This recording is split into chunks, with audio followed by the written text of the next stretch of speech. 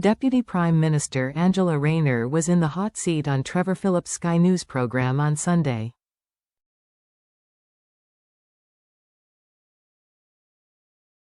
Sky News host Trevor Phillips skewered Deputy Prime Minister Angela Rayner on his Sunday morning program, telling her to speak plainly.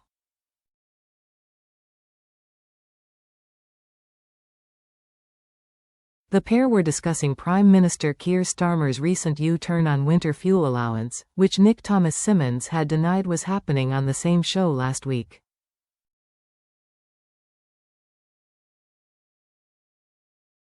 Trevor began the discussion by saying, "Let's talk about one of the other issues in welfare benefits.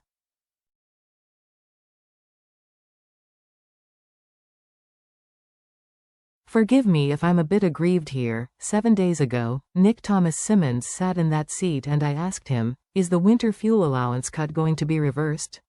And he said no.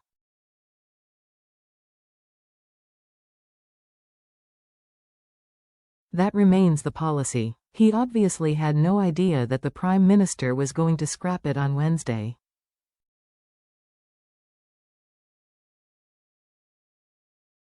"When did you find out?" Rayner responded.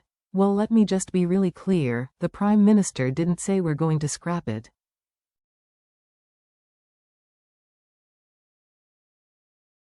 What the Prime Minister said on Wednesday is when economic conditions allow, and we've seen we're the fastest growing economy in the G7 and we've already seen interest rates cut since the Chancellor took over.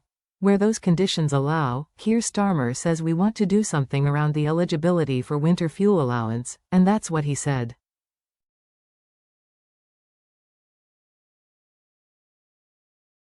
It will be the future fiscal event that we'll be able to outline that." Phillips pushed. "You're notoriously a plain speaker.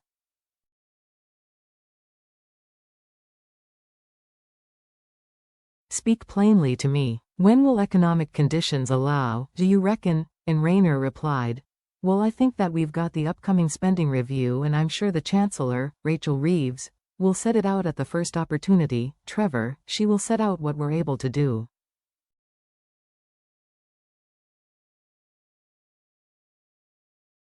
Phillips still wasn't satisfied as he went on. "The spending review will be the first opportunity, so we might hear some of those changes in a couple of weeks' time?"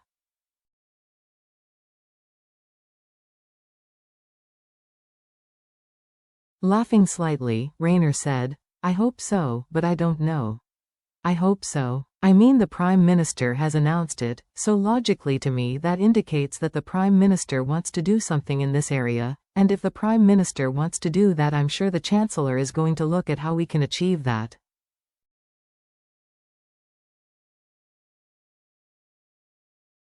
Quote,